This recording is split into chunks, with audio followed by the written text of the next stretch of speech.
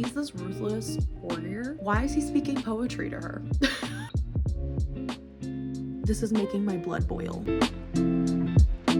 Hello everyone and welcome back to my channel, or welcome to my channel if you're new here. Hi, my name is Liz, and in today's video, yes, you read the title right, I will be doing a 24-hour reading marathon. I've done this like once or twice in the past, I think. The way that I'm gonna do this, I'm not gonna do it in like a full 24 hours just because I like my sleep, and I'm just curious how much I can get read or how many books I can get through within a 24-hour span of time where I'm actively reading. This is actually the perfect weekend for me to do this kind of video. I have a 3-day weekend. And also right now I live in the Midwest and there's this huge winter storm that is coming through this weekend. So I'm not planning on leaving my house at all. There's a few books that I already have like set aside for this video specifically, and I'm so excited to get to them. I am going to keep track on my iPad. I'm going to have like my timer going and I'll stop it whenever I sleep, and then I'll hit play again whenever I continue reading. The first book that I started it last night just to kind of like see if it was the first book I wanted to start reading in this video. I quickly realized, yes, this is the book I want to start with. And that is Wrath of the Dragons by Olivia Rose Darling. This is the author of Fear the Flames, which I read last year. I really enjoyed. She's very bingeable writing, and this is like one of those romantasy series where like you will have all the tropes. It will make you giddy. It has amazing banter. The romance is so good, and also it has dragons in it, which I really love, especially in this book because book one, you're following your main character who is an exiled princess, and when she was born, she bonded to 5 different dragons, and she was exiled and her dragons were kept from her by her father, the king. So she's been living in hiding for like, I want to say like 10 years maybe. And she's finally come out of that hiding, and she partners up with this commander of like the enemy kingdom to try to rescue her dragons and help him win this war with her dragons. It starts off almost immediately after book one. Not even 100 pages in, I'm already eating up the writing. Like the banter is still there. It's so good. And I'm really excited to continue on with the series. I think it's gonna be a trilogy, maybe a series, 4-book series, I'm not sure. As you can see, I already took off the dust jacket. We're just gonna be hanging out and relaxing. We're gonna get cozy and we're gonna just sit and read, and it's gonna be amazing. Obviously this is spoiler free. I'm not gonna spoil anybody about what's going on in this book since it's book 2, but if there's like a quote or like something that's just really funny that's not a spoiler, I will share it, and just like some overall like more generic thoughts about like the writing and the story itself. Let's start reading.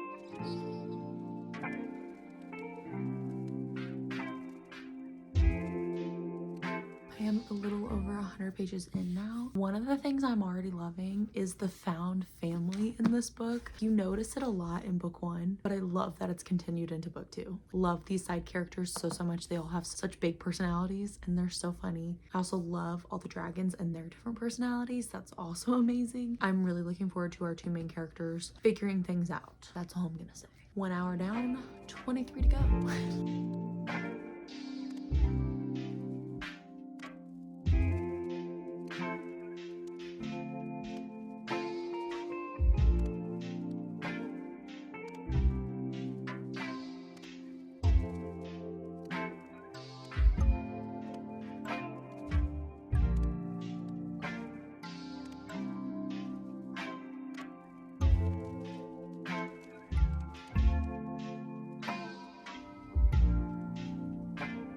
Good morning. So last night I got pretty far. I'm almost done with the book I started with, which is Wrath of the Dragons. I have about 100 pages left of this one. Honestly, I could have finished it last night, but I got in a really productive mood with like cleaning, which when it happens, you need to take advantage of it, because I usually don't feel like cleaning. So I was going through and like cleaning some of my bookshelves and like dusting and stuff. So I stopped reading. So I probably could have finished this last night, but got in that very productive cleaning mood, and you don't question it when it happens. Time wise, this is where we're sitting. We're sitting pretty, I think. Oh, that's a very satisfying number that I ended on. 17 hours and 15 minutes left. We're gonna finish that last 100 pages and then continue on. I think I'm gonna break up some of the reading with like an audiobook. I might do an audiobook next, just because it is so pretty and snowy outside this morning. I really want to do a puzzle. Thoughts on my book at the moment. I'm still really enjoying it. I don't know if I like it more or less or equal to the first book. I feel like these last 100 pages are gonna make or break my opinion on this book. You guys know how it is whenever you're reading a fantasy. The last 100 pages is like where it's dire. I'm a little nervous with where we're gonna end up with our characters. That's a little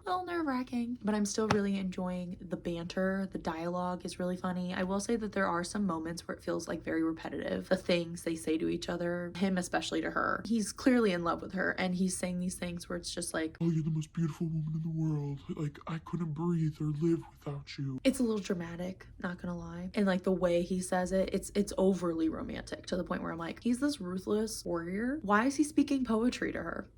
I still love their banter. Like, she's so sassy and is not afraid to give him so much attitude, and I love that. And also the found family is amazing. That is our quick update, and we're just gonna keep going, finish off this book, which is gonna feel so good because I've had this for a decent amount of time, and I'm excited to get it off of my TBR and onto my shelf next to the first book.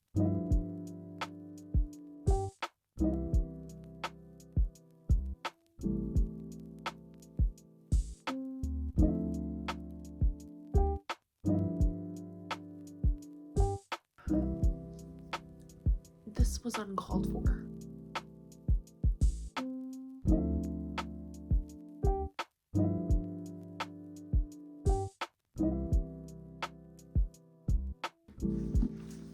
I'm not even done. I need a tissue, be right back. I finished. So as you saw, my emotions got the better of me at the end there. I was not expecting that. I was not expecting to get emotional from this book. There was just one thing that happened and I was not well, but we are done with Wrath of the Dragon, and unfortunately it did end in sort of a cliffhanger. I really enjoyed this one. Found family was everything. It was a lot of politics and like war, which made sense with how book 1 ended. Yeah, I'm really interested in how we're gonna do book 3. It ends in a way where I'm excited to continue the next book, but also at the same time I'm like, wow, this is completely different than what I was expecting. Totally took me by surprise, which it did have like some foreshadowing throughout the book, so like I knew something was gonna happen, but at the same time I was not expecting that. I need a break from reading physically, so what we're gonna do is we're gonna listen to an audiobook of a new release that just came out this month that has been highly anticipated by me. It was in my new release books video that I posted earlier this month. We are gonna be listening to The Future Saints by Ashley Winstead. This is the author of In My Dreams I Hold a Knife, I think. I haven't read any of her previous books, but this is one that I was actually really intrigued by and excited about. It is a love story, but I think it's like more toxic, and I think there's some deeper emotions happening, but it is about a band. They're grieving their manager. A new record executive decides to take over and help this band make a big comeback, and I think it's like a love story between him and the lead singer who is dealing with all this grief. I'm very excited. It's giving a lot of similarities to Daisy Jones and the Six. It's also giving similarities to The Favorites, which I listened to as an audiobook last year and gave 5 stars because I loved the audio. So that is the plan. I'm going to listen to this, and I think I'm going to do a puzzle.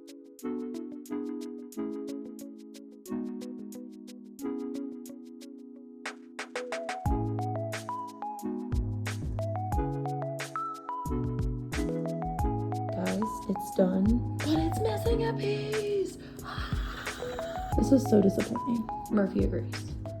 As you guys saw, I finished my puzzle. So I have like an hour left of listening time of Future Saints. I wanted to give a quick update. I am obsessed with this book and this story. I really am glad that I decided to listen to it as an audiobook because it does have, I don't know if it necessarily is a full cast, but it has a decent chunk of voices, and it has like that interview style thing in between certain chapters. Also, I'm just really loving their story. Told to me almost like this is a podcast about a band. Could potentially be a 5 stars. We still have an hour left of listening time. I think for the last hour, I'm going to immersive read. So I'm going to listen while I'm physically reading it and finish this book.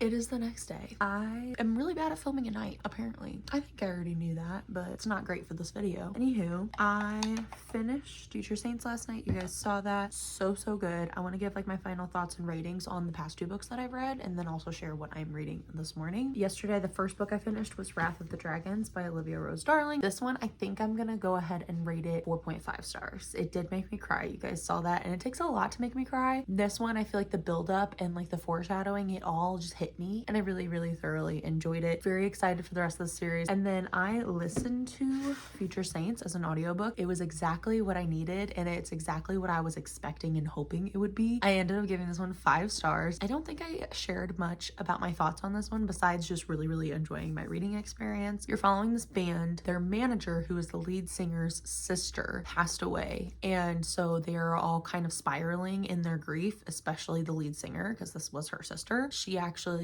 isn't really accepting that her sister's gone. She like talks to and sees her sister as like a ghost, and she's having a hard time letting go. She's ready to kind of just like end the band, be done with it all. And then Theo walks in, and his job is to remake the band and kind of bring them back and have like a comeback. He enters, and he like immediately sees the grief, and he sees the potential that this band has to make it big and to be a huge success. He kind of leans in on the grief and tells her like, keep writing your thoughts, your grief, your feelings, turn it into music and let it out. And she is able to then change kind of like their band's sound into like this more emotional, deep rock. And this is set in modern day. It's set, I think, in like 2024, but they're kind of changing the sound of rock a little bit and making it more deep and emotional and more of like a battle cry, like more guttural and raw. And so you're kind of following this band as they're trying to make a comeback even through this grief. And what I really loved about the story is it felt like every character had an arc. They all were going through something different, and you get to see snippets into their past and their lives and like what makes them them. And I also just loved Theo's relationship with the band, and they call him Suit because he's from the record label and like they're the man, and so they're like already kind of against him at first, but he slowly wins them over because he truly cares about their success and he truly wants to help them heal from this grief. I just really loved the friendships that they were starting to create throughout the story, and I loved seeing Theo stand up for Hannah, who's the lead singer. I feel like it did not hold back. Like it did show the toxic and like ugly parts of being someone who's famous. I don't know. I just really enjoyed it. I really connected with these characters. I was rooting them on from start to finish, and I really enjoyed the ending as well. I thought overall it was just a really great read. And this one did have multiple narrators, which I really enjoyed. So I think the audiobook just really brought it to life for me. And it did have snippets of like these like interviews and stuff happening between different members of the band. And this was one of my highly anticipated new releases of January. So really excited that I was able to read this and give my thoughts on it. And then I did start reading my next book this morning. I read for a little bit, and I wanted to keep my momentum going. And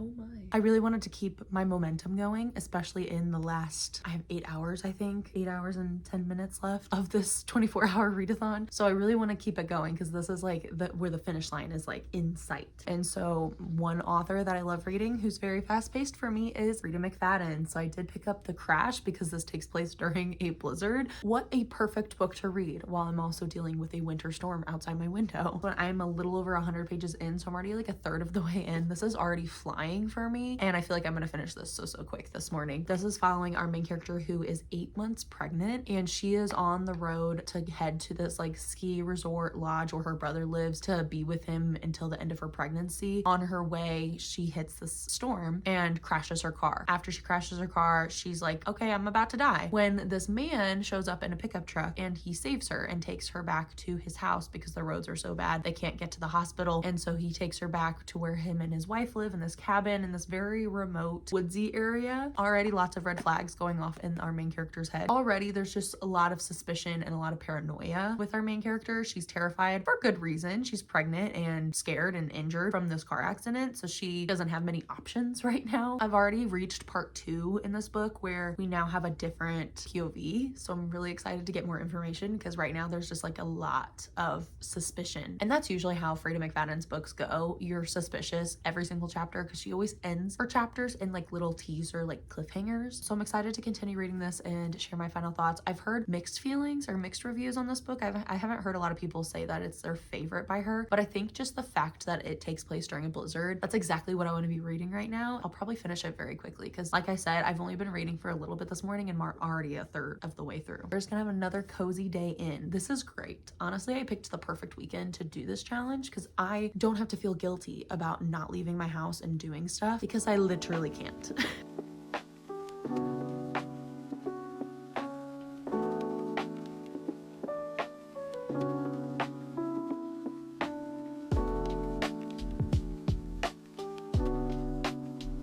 I am now a little over 200 pages now into this book. I'm getting so ticked off.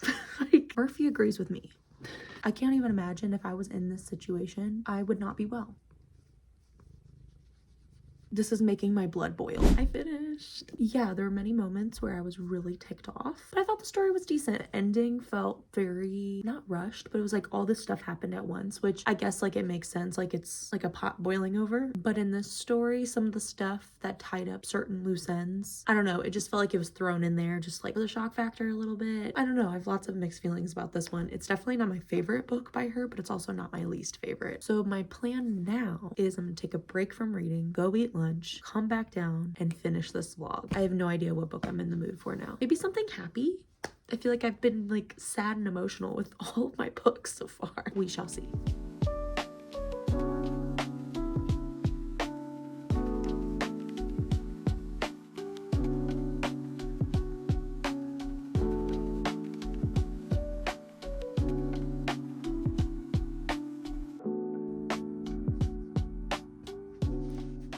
It is the next day. I am slowly going insane. Yes, it's nice whenever you're snowed in. You don't have to feel guilty about not leaving your house and like going grocery shopping and like doing the things that you need to do or like going to work and stuff like that. But I'm getting stir crazy.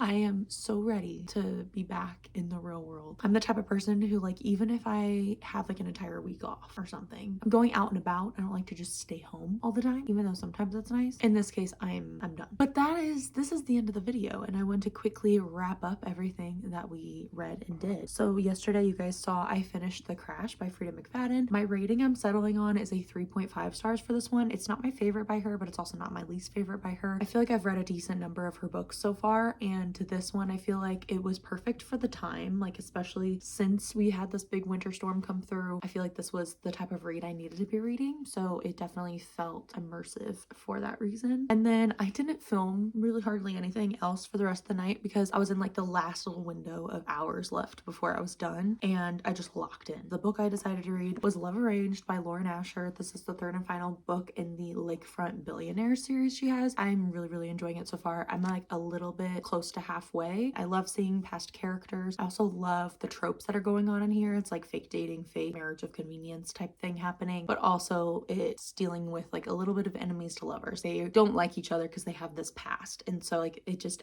adds to the tension. But I'm really enjoying it. Lauren Asher's writing is so bingeable and easy to fly through, so I'm excited to continue reading this one even though the 24-hour readathon is done. Usually after 24-hour readathons I'm like burnt out of reading, and to be fair, yes, yesterday after my timer went off I immediately started binge watching TV, but I am excited to get back into this one and continue reading it, so I'm not burnt out from reading today. So last night my little TV watching was good for me, and now I'm ready to continue reading at my normal pace. But what I really am liking about this one is it deals with OCD. So one of your main characters has OCD, and you get to see I feel like it's a very realistic depiction of what that looks like in someone's like everyday day-to-day life, the inner thoughts and turmoil that you're going through and like the compulsion to do certain things. I'm really liking that. I feel like it's very different than what I'm used to, and I think a lot of people could probably relate to that, especially if you have like a little bit of OCD. Really glad that I'm ending the video off reading this one. And that is going to be it for our 24-hour readathon. Thank you guys so much for watching. watching. I hope you enjoyed. Hopefully during this whole winter storm, you guys were able to get comfy cozy and like get some books read. I'm so thankful I was able to do this because this was like perfect timing. I haven't done a 24-hour readathon in over a year. This was very needed and I really